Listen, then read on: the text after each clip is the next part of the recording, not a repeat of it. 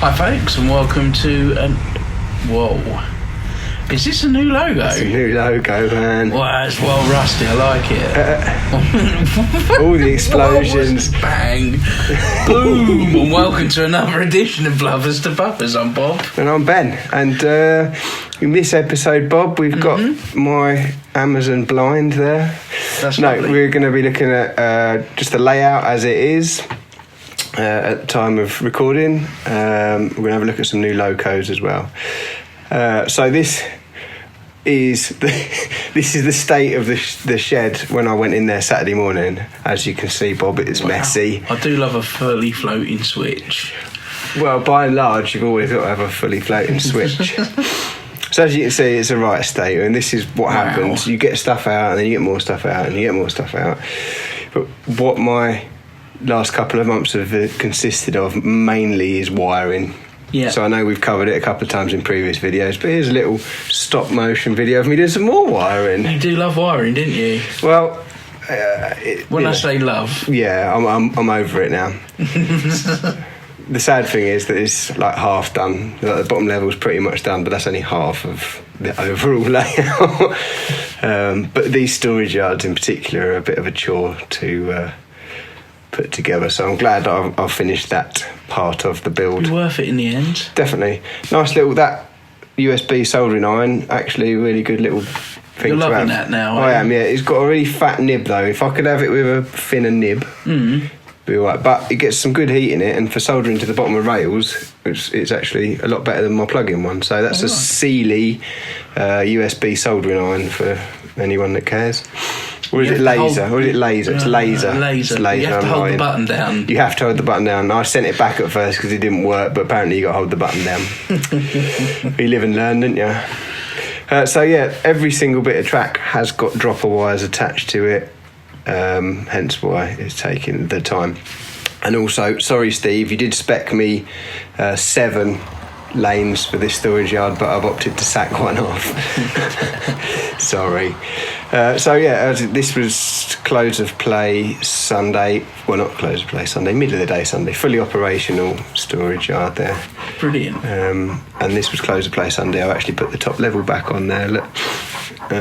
Who is that mystery man passing? We will find out later. See there, those Acura scale wagons. They're a new addition to the layout. Bought 10 of them. Nice. Are they being sent away? They will be sent away because it's nice having them shiny, but it's no good, is it? They need to be beaten up. Yeah. Broken. So what I've got now is a section of things I'm sending to Steve. If you're new to this, if you're new to the channel, just for that, or for those at the back that haven't been paying attention, you.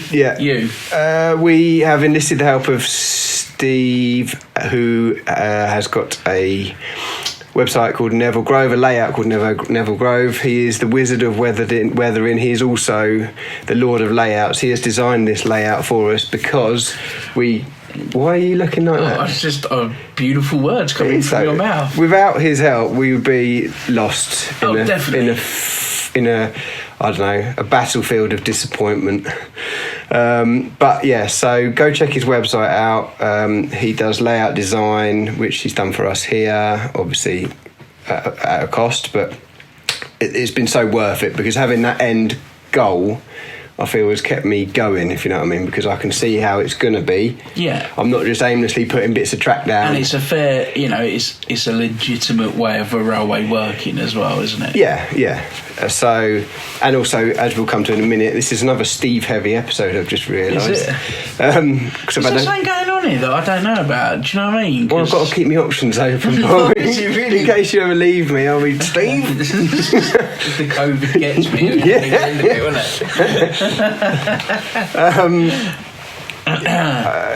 So we've had a couple of locos. We'll get to them in a minute. But it speaks for itself, really. I wouldn't have ever got to this point, and this is far beyond anything you could imagine. And as well. We actually had 4 locos running at one point, all independently of each other at the weekend. Wow. So we had 3 going on the loop and 1 going down up and down the gradient. And that's just on the bottom level, you know. Wicked. So I'd never have, in my wildest dreams, come up with anything like that. But that's as I left the shed on Sunday evening. Still fairly messy, but less messy. And close on the blinds. Wow. Beautiful, that, wasn't it? That's beautiful. What's this? So this is some of the new locos that I've acquired recently. Fighter Command in grey. I think that's a rather fetching loco.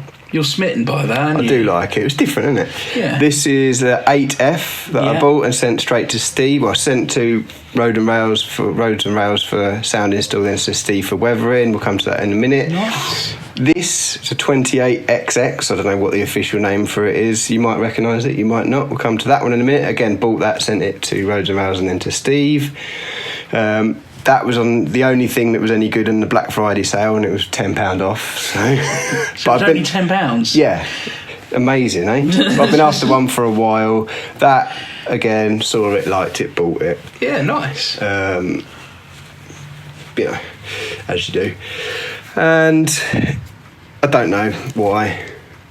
Wow. Don't know why I bought that one. Yeah, because I can't use it. It's pointless.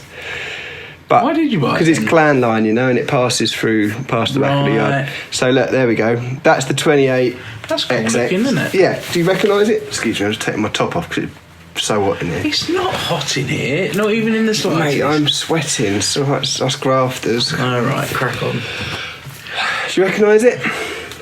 Is that something that we went on the West Severn Valley Railway? We went behind that, didn't we? And I thought, do you know what? I'm going to get one. So you might have noticed there's some differences on this one compared to the one we bought. Mainly obviously the numbers different, but also the livery. So again, sent it to Roads and Rails to have a wheel tappers filing it, and then sent it to Steve, who's re-numbered it and re-liveried it, or whatever the expression is. That's pretty cool. So you've got that shirt button logo has been replaced with GWR, Great Western. Oh, that's really cool. So there she is, look, coming down the gradient in her resplendent glory. But it's had crew fitted. There's Garry passing by. So real coal fitted crew. He's put all the lamps and details on it. And that one I went for what is kind of his trademark polished look. So it's polished but dirty, if you know what I mean. Yeah, you see that? See that? 4 locos on the go at once then? Did you see that? Exciting times. So there it is, look.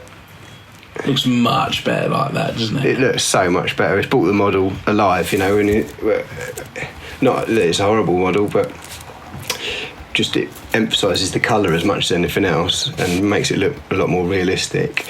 And I'm digging that polished vibe. I think it's such a nice alternative to what you typically see.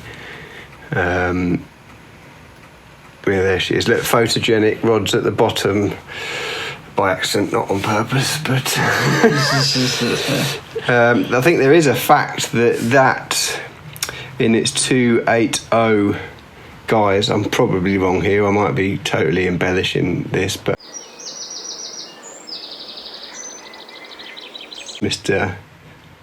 Stanya, the 8F, which is the other loco that I bought, snaffled away.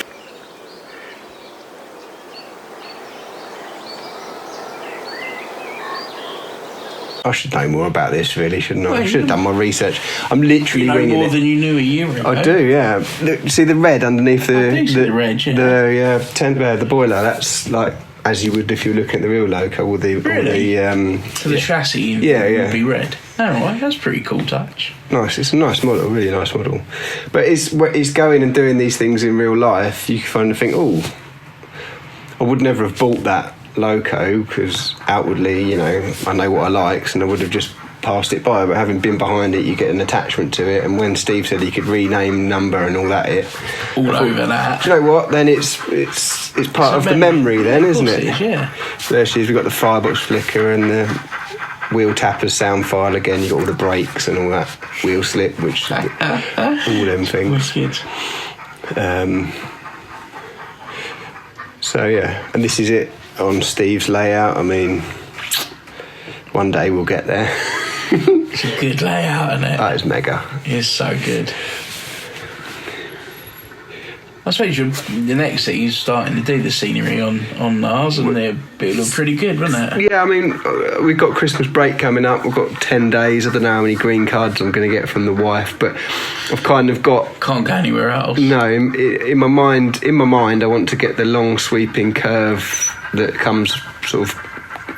You got the embankment there behind the station we just saw, and that leads into the long sweeping curve. So I want to get it so that I can get a loco from the bottom up the gradient, and then a loop on the top level, and then once I've got that track all in up the top, or certainly the outer loop, we can start really properly working on that station scenery and have an actual proper photogenic part of the layout again, which is something I miss, I have to be honest. I mean, we've still got the original board in place over the back there, but it's got no back scene or anything, so... It's travelling along nicely, isn't it? But he's done a cracking job once again. And there's the 8F. I put it to our Instagram followers. Should we have this in the polished look, or should we have it muckier than Bob's mum?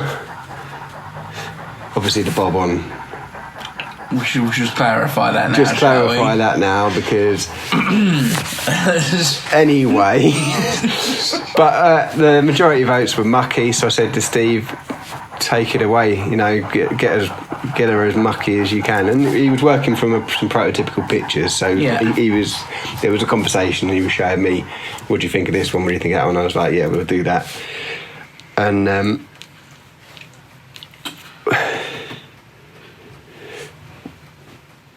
that's a bit of a bridge. so yeah, what's happened there is I haven't zoomed out, so when we come to actually... Right, okay. So this is the before and after.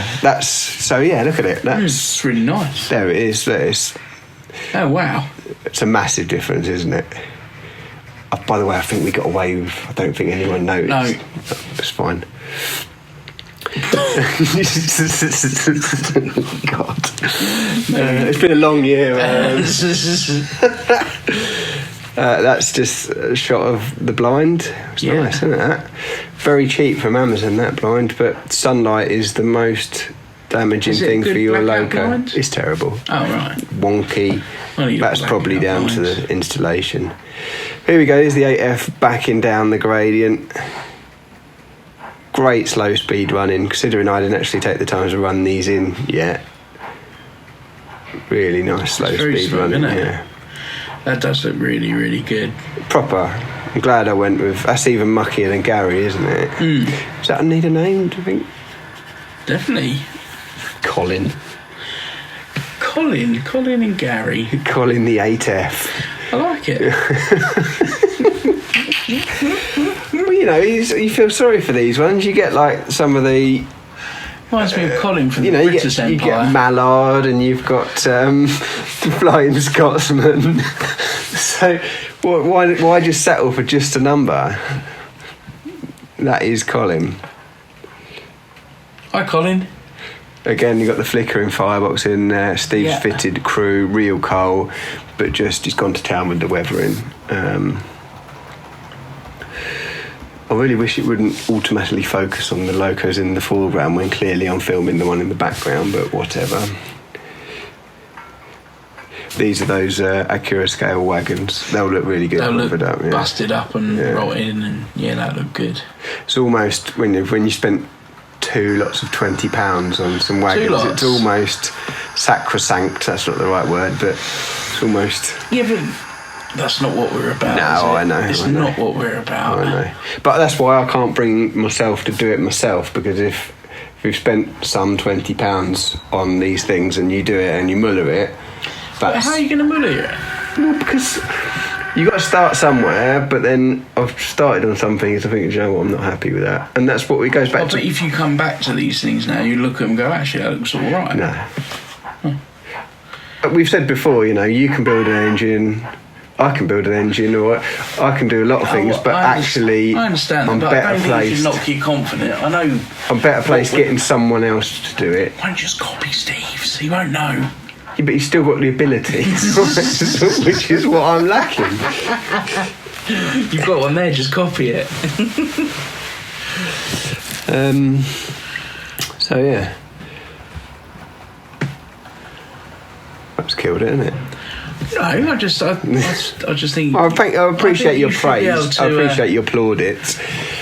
What I quite enjoy, I really haven't. Some of this footage is terrible, isn't it? I really, I'm more comfortable doing the scrap locos at present, and I enjoy doing the scrap locos. So just stick with what I can do. I feel like we've seen this one already. No, I don't think we have. No. Oh, basically, what we've got there is Colin. Colin just crawling just creeping. by. Yeah, creepy Colin. Yeah. Oh, he's off. And away.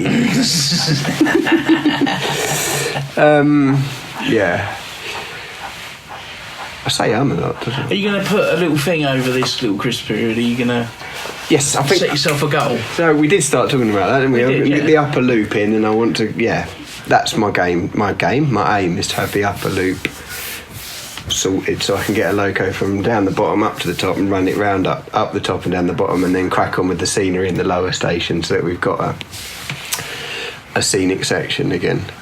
Whether that happens or not, I don't know. Who knows? One thing I definitely do need to do is a mimic panel, because there's so many sets of points and bits of track. Right. Unless I've got that board with lights and what have you telling me what points are open and closed. It took like 3 hours to do this bit of footage because you run it round and I've forgotten to close those points. It's short it out, start again. So I need something telling me what's going on with it. Is there a thing that you can computer control everything? There is, yeah. Well, that's maybe an option for the future, because then you've got the option of automation and what have you. And the old Texaco garages are out there. Carriages, truck yeah, points. Man, they're great, but because they're the older ones, they just don't ride the points. That's right, they're all right for background. They all jump off the track, and then you've got Garry the 9F just pulling a load of. He's like, I'm having this. Just keeps dragging them on round. I've still got those wooden dapple things that I've got to. I bought the wood kit as well to do it. You've got a few bits still, haven't you? Yeah. We've discussed it. I know you're not there. That's fine. You'll come back. You'll come back to me, my pretty. Look. Now, what's going on here? Apparently, he didn't like a colouring book he got in 1987. What? So he's going to give Santa a slap? Oh, mate, this is Kevin. I'm not sure I'm a big fan of Kevin. No, but don't say that. He's bigger than us. Is he? Yeah. Is he bigger boys? His bigger boys came. Why has he got a dog as well? Only nice people get dogs. He shouldn't be having a dog. Well, you say only nice people get dogs. Obviously, some nasty people get dogs. It's funny how we're really invested in these little characters. I'm still sad of the passing of Dog of Bob, if I'm being honest. He ran away, didn't he? He ran away. And here we go on a proper layout now, look. That almost looks like a so fake, good, doesn't it? Yeah. His lighting's proper, isn't it, as well? At Neville Grove, it's like a proper summer's day. He's got that swing, yeah, with the panning that's right. The hips don't lie. He's got that. You try and do it, he just goes quick, snap. Fall over everything that's on the floor. Yeah. It's that wander along panning show. It looks wicked. Yeah, I think he's got a bit more space than I. Not that I'm trying to make excuses. Are you complaining now that you've only got room for one massive model railway? Yes. Yeah, one, is it a bad... That's a rake, isn't it? Look at that lot. Yeah, having it, isn't it? Wagons are us. See, that's something. I've got a good, like these sort of old wagon sort of things, but they all need weathering because they look naff in nice condition behind mucky locos or whatever. So it's all things that need doing. So now, development on the layout. I have got the gradient in from top to bottom. Yeah. Or bottom to top. This was the inaugural run up the gradient. The old DMU was the very first loco Redknob-end Junction to traverse. Really? You chose that one? Yeah. The hill. It needs a name really as well, the hill, doesn't it? We're still. We were running a thing about. Yeah, no, we had loads stuff. of replies for names for the station. So next episode we'll probably unveil which one we've chosen. Gives me time to 3D print the sign. But also, viewers, can we have a name for the hill? As it's a bit wibbly wobbly there, so it does need. I've got to come back to it because, as you'll see in a minute, it's not friendly to all locomotives. Oh. But the old diesel background there, isn't there? Yeah, the 2-car DMU's up there, isn't it? Look at that, no messing. Absolutely no messing whatsoever. I'll just put that there so when you take a picture across the other baseboard, it kind of resembles something like it used to. But yeah, we're still not finished. It's still temporary, but as you can see, it's there. And we're at the top. Boom. Was that satisfying? It was very satisfying. Yeah. I had to stop it a bit lively because it just goes off the edge again.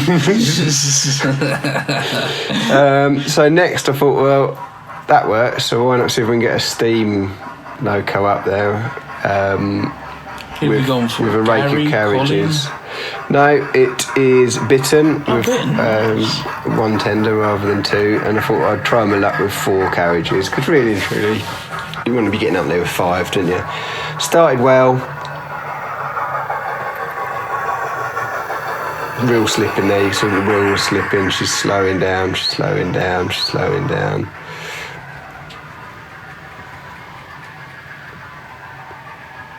Tension is just too much, isn't it? Cut it with a buttery knife. Yeah. You can hear it, but you can't see it. Here we go. There she goes, look. See, just slowing, and wheel slip. Oh. Sad face. Why did it stop there then? Just too much? Because the weight was because they're quite light locomotive. Right. The modern Pacifics are quite light, and they need a bit of weight behind them. I have got a thing which I'm going to cover in a future episode, which is like basically magnets, which are a bit like ski electrics, help it do it. But also I do need to flatten out the gradient because I think where it's wibbly wobbly, it's just the weight transfers affecting the. But Garry being Garry, look, this little video is Garry, and actually it's moving on a little bit because it's going down the gradient. But we're going to show you the reverse loop now because we're going to go down the gradient, through the station, round the reversing loop, and then back up the gradient. So effectively the loco's turned round, which is a fantastic thing to have. Does it naturally pick up speed going down the hill? Or is it limited by how much electricity you're allowed? Yeah, it's you know, when you back off, it's obviously still coasts. It doesn't stop instantly; it coasts to a halt. So they don't weigh enough to get an inertia sort of effect going on. If that's what you're kind of what. Yeah. So yeah, we're going. I thought a nice little Garry's eye view of the gradient would be. But yeah, the reversing loop is a wicked thing to have on a layout because you know, without having you don't have to pick the blooming things up and turn them around when you want it going the other way. And obviously you've got the option of a turntable, which we have actually got going in the upper level. Oh right, okay. That's more than anything a scenic thing because you can turn the loco just by driving it. So here we're going through the station.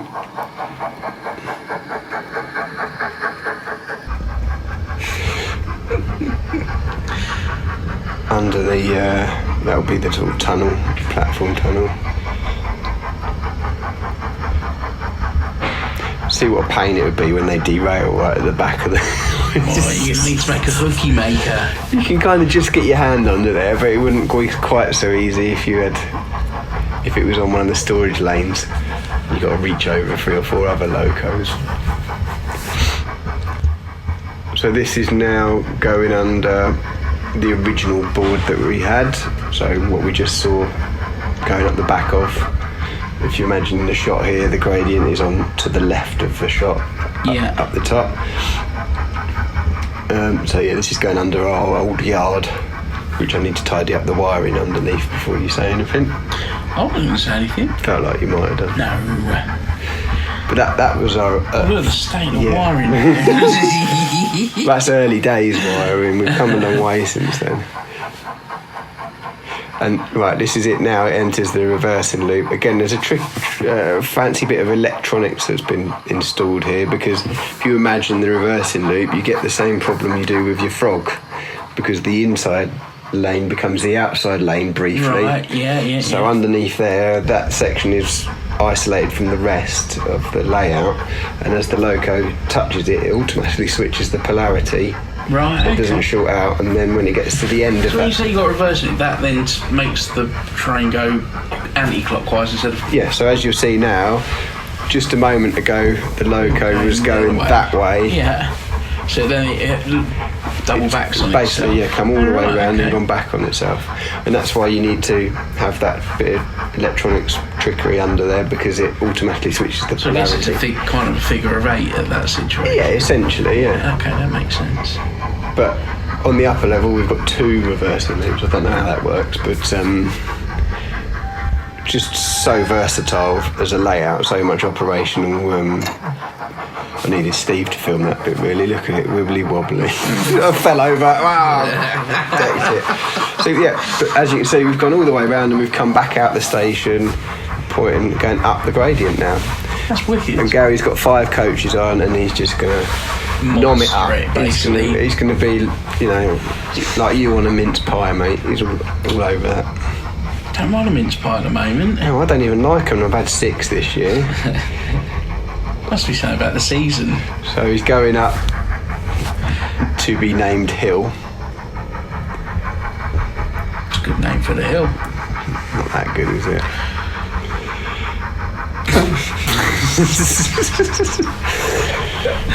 And I think we're approaching the end of the video, but what a year it's been. I was going to do I might do it for I thought we could do like a best of. Well, I was, but then I got carried away with all this stuff. Right.